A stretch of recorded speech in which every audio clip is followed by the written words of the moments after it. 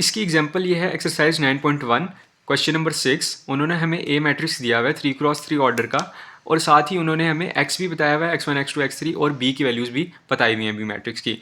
पहला हमारा स्टेप क्या होता था, एल लोअर ट्रायंगल और यू अपर ट्रायंगल फाइंड करना। तो अपर ट्रायंगल मैं क्या करूँगा, एज इट इज़ ए को लिखूंगा सबसे पहले। ये मेरे पास ए मैट्रिक्स आ गया, ठीक है, ये आ गया। और साथ में अब देखिए एल की रिप्रेजेंटेशन कैसी हो रही है कि डायगोनल और उसके नीचे वाली जो एंट्रीज हैं वो अननोन है अभी मेरे लिए। जो डायगोनल के ऊपर वाली एंट्रीज हैं हम लोअर ट्रायंगल में कहते थे कि एल में हमारे पास जो है ना अपर ट्रायंगल बनता है, और उसमें जो अपर ट्रायंगल की एंट्रीज होती हैं वो सारी जीरो होती है। तो मैंने जीरो रख दी, एक फॉर्मेट है, उसका पैटर्न है। अब ये कैसे बना है ये मैं आपको स्टेप बाय स्टेप बताता हूँ। पहले हमारे पास इसमें देखें, पहली चीज़ हमने क्या करनी होती है, इसको 1 बनाना है हमने, ठीक है। तो इसको 1 बनाने के लिए मैं क्या ऑपरेशन लगाऊंगा, -1/3 R1। अब ये चीज़ इंपॉर्टेंट है कि अगर मैं एक रो पे ऑपरेशन लगा रहा हूँ, R1 को मैंने इसको 1 करना था तो -1/3 से मल्टीप्लाई किया, ठीक है। तो अब यहाँ पर मेरे कॉरस्पॉन्डिंग जो L की एंट्री बनेगी A11, वो क्या बन जाएगी, वो -3 बनेगी, ठीक है। मतलब मैं फ्रैक्शन नीचे ये न्यूमरेटर में था, इसको ऊपर ले जाऊँगा, डिनोमिनेटर में था, न्यूमरेटर में ले जाऊँगा, और साइन चेंज नहीं करूँगा। अगर ये रो पे लग रहा है, एक उसी रो पे लग रहा है तो ये -3 आ जाएगा।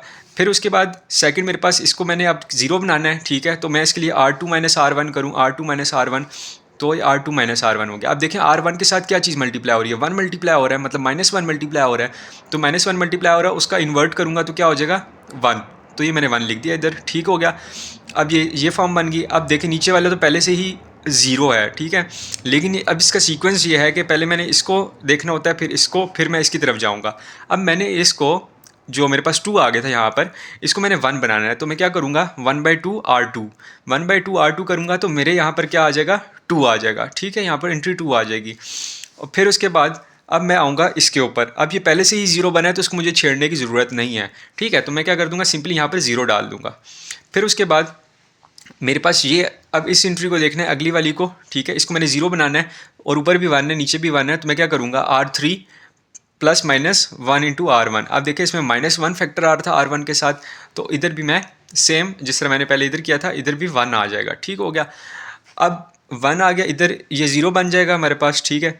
और ये अब देखें ये पहले से ही 1 में पड़ा हुआ है, तो इसको मुझे छेड़ने की ज़रूरत नहीं है, ठीक है। तो मैं एज इट इज़ 1 इधर लिख दूंगा। तो मेरे पास ये L अब लो ट्रायंगल भी बन गया, ठीक है। सॉरी, L जो इसमें अपर ट्रायंगल होता है, ये थोड़ा इन्वर्स केस है। L में हमारे पास अपर ट्रायंगल बनेगा, और U में हमारे पास ये देखें अब लोअर ट्रायंगल बन रहा है। मतलब डायगोनल ये है हमारा मेन डायगोनल, इसके नीचे सारा ये लोअर ट्रायंगल बन रहा है U में। और अपर इसमें क्या बन रहा है, L में अपर ट्रायंगल बन रहा है। ये देखें ये मेन डायगोनल है, इसके ऊपर अपर ट्रायंगल बन रहा है। तो अब L की वैल्यू भी मिल गई मेरे पास, U की वैल्यू भी पता है मुझे अब, और A की भी पता है, और B की भी पता है। तो जो नेक्स्ट स्टेप हमने बात की थी वो ये था कि A = LU होता है, AX = B होता है। इसके अंदर मैं सब्सटीट्यूट करूँगा तो लक्स = B बन जाएगा। लक्स = B शॉर्ट फॉर्म है आपकी आसानी के लिए। और UX = Y हम लेट करेंगे, ठीक है। UX = Y लेट कर लिया। अब UX = Y, अब इसको मैं इसके अंदर सब्सटीट्यूट करूँ लक्स = B में, तो ये क्या बन जाएगा, LY = B। LY = B बन गया। अब मैं इसको सॉल्व करूँगा LY = B को, किसके लिए, Y के लिए। तो मैंने L और Y को मल्टीप्लाई किया =B रख के। अब यहाँ पर देखें -3Y1 = -33, फिर Y1 + 2Y2 = 7, ठीक है। और Y2 + Y3 = -1। ये मैंने इक्वेशंस लिख ली, इसमें Y1, Y2 और Y3 की वैल्यूज़ आ जाएंगी। ये आपके पास Y वेक्टर बन जाएगा। ये Y1 है, ये Y2 है, और ये Y3 है। अब फिर मैंने क्या करना है, UX = Y लेट किया हुआ था, उसके अंदर मैंने Y की वैल्यू सब्सटीट्यूट कर दी। अब जब मैं यहाँ पर Y की वैल्यू सब्सटीट्यूट करूँगा तो ये बैकवर्ड सब्सटीट्यूशन होगा। बैकवर्ड सब्सटीट्यूशन कैसे, कि ये देखें U और X ये आ गया, और Y मेरे पास ये था, ठीक है।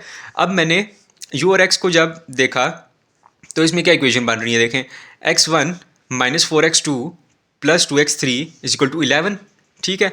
ये इक्वेशन बन रही है। दूसरी क्या बन रही है हमारे पास, x2 = -2, डायरेक्ट वैल्यू आ गई, x3 = 1। x2 और x3 की वैल्यूज़ आ गई, वो इस वाली इक्वेशन में प्लग इन कर देनी है आपने, जैसे मैंने यहाँ पर इसमें की हुई है, ठीक है। तो इससे आपके पास x1 की वैल्यू भी आ जाएगी। जब x1, x2, x3 वैल्यूज़ आ जाएंगी तो x भी आपके पास आ जाएगा। अब x भी आ गया, y भी आ गया, L भी आपके पास आपको मिल गया था, और साथ ही U भी पता था, ठीक है। ए भी पता है, बी भी पता है, तो सब चीज़ें आपके पास फाइंड होगी। तो ये थी LU डिकम्पोजिशन, और आपको जो है समझ आई होगी, यही उम्मीद करता हूँ मैं। और अगर फिर भी किसी को नहीं आई, सो ही और she can ask in the comment section. Peace out, अल्लाह हाफिज़।